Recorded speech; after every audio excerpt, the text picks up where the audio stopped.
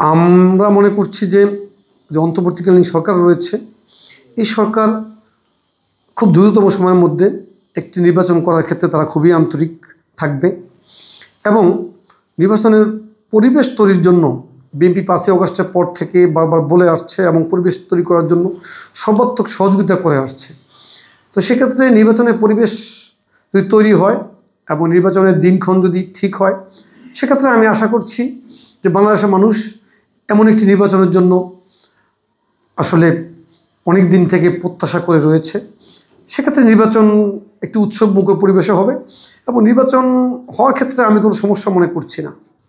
ষড়যন্ত্র তো 5ই অগাস্টের পর থেকে কেউ না কেউ হয়তো করে আসছিল, তা না হলে এই নির্বাচনটি আরও আগে হতে পারত।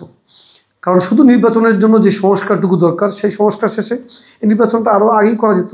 আসলে 5ই অগাস্টের পর থেকে সিচুয়েশনটা কন্ট্রোল করার জন্য আমরা যাদের বিরুদ্ধে অপরাধ দেখেছি তাদের অনেককেই আমরা শাস্তির আওতায় নিয়ে এসেছি। কোথাও শোকজ করেছি, কোথাও বহিষ্কার করেছি, কোথাও কমিটি বিলুপ্ত করেছি, কোথাও মামলা করেছি।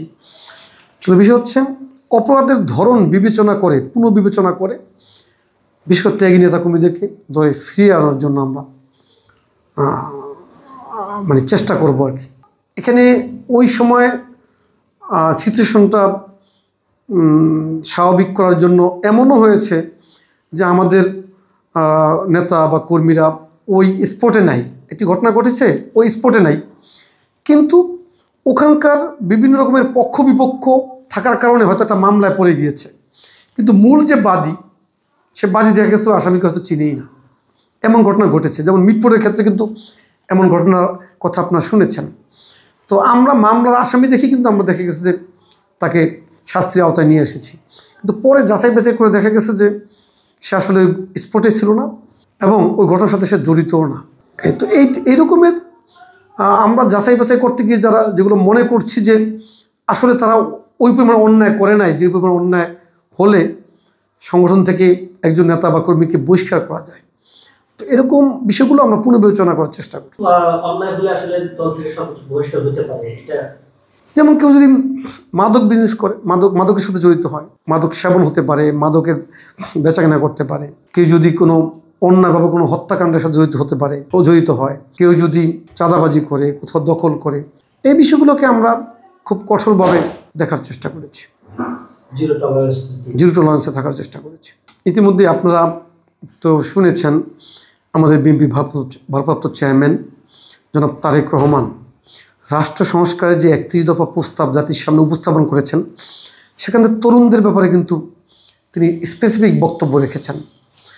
তো আমি যুবদলের একজন কর্মী হিসাবে বাংলাদেশের ছাত্র, তরুণ, যুবকদের ব্যাপারে যে কথাটি বলবো সেটা হচ্ছে, বাংলাদেশ জাতীয়তাবাদী যুবদল শুধু যুবদলের নেতাকর্মীদের সংগঠন নয়, গোটা তরুণ সমাজ, যুব সমাজ যাতে তাদের কথা বলার একটি প্ল্যাটফর্ম মনে করে যুবদলকে।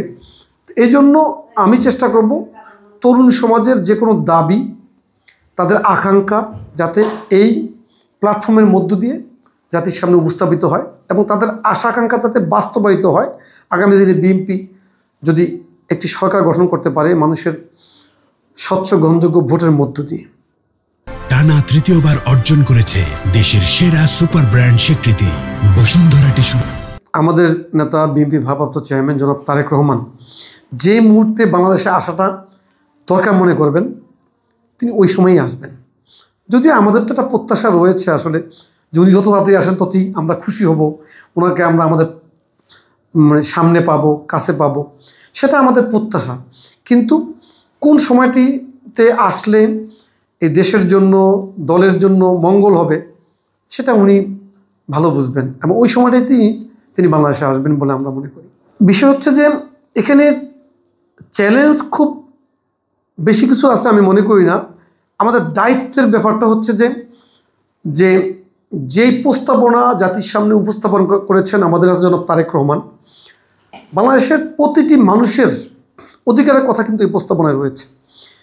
বিশেষ করে যে আমি খুব সহজ করে বলি, সেটা হচ্ছে একজন শিশু থেকে বৃদ্ধ, একজন কৃষক থেকে রাষ্ট্রপতি, ছাত্র, কিশোর, যুবক, পেশাজীবী, যেমন চিকিৎসক, আইনজীবী, প্রকৌশলী, অর্থাৎ পেশাজীবী কিংবা বেকার, সমতল ভূমিতে বাস করা বাঙালি কিংবা পাহাড়ে বাস করা কোনো ক্ষুদ্র নৃতাত্ত্বিক গোষ্ঠী, মুসলিম কিংবা অমুসলিম, প্রতিটি নাগরিকের অধিকারের কথা 31 দফার প্রস্তাবনার মধ্যে রয়েছে।